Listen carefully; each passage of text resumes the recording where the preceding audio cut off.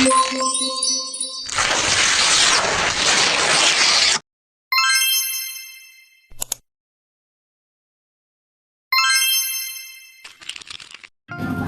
nama saya Rosania dengan NIM 12240101134 kelas BKI 1D. Di sini saya akan menjelaskan tentang peradaban Islam di Nusantara. Untuk itu, mari kita simak bersama-sama. Menurut teori Gujarot, Islam masuk Indonesia pada abad ke-13 atau abad ke-14 Masehi. Namun sesungguhnya Islam masuk pada abad ke-7 Masehi.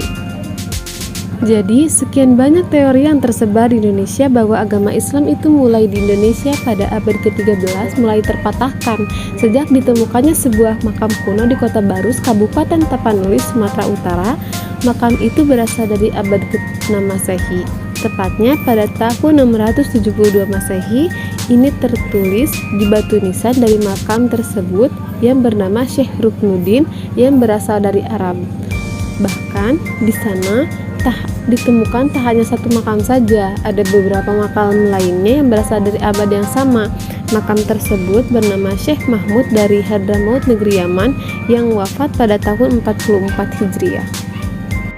Jadi sebenarnya kalau seandainya di Indonesia ditemukan makam seorang muslim yang dikatakan di sana bahwa meninggalnya pada tahun 672 Masehi, jadi kapan kira-kira Islam ini mulai masuk ke Indonesia? Nah, jadi di sini kita bisa ditarik kesimpulan bahwa Islam itu mulai masuk ke Indonesia pada fase awal kenabian, yaitu sekitar tahun 615 Masehi. Tentu saja ini bertentangan dengan apa yang kita pelajari selama ini, bahwa Islam itu masuk ke Indonesia pada abad ke-14 Masehi. Sekarang pertanyaannya adalah bagaimana bisa Islam masuk ke Indonesia ketika pada masa awal-awal Rasulullah berdakwah dan menyiarkan Islam.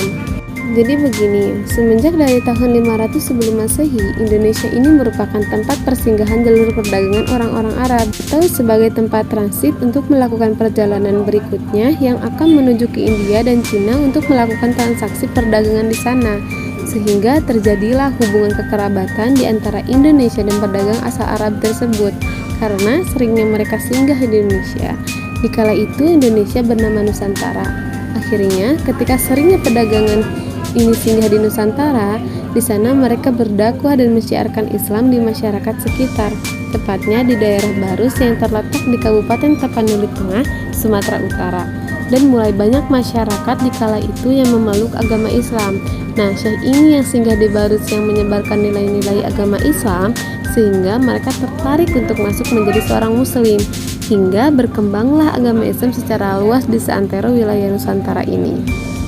Daerah Barus saat ini menjadi daerah tujuan wisata religi, namun banyak masyarakat yang belum tahu mengenai tempat ini karena kurangnya informasi mengenai tempat tersebut.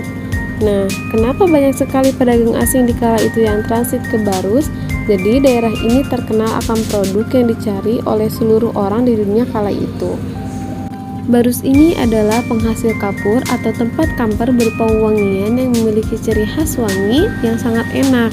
Dan ada juga hasil bumi berupa kemenyan.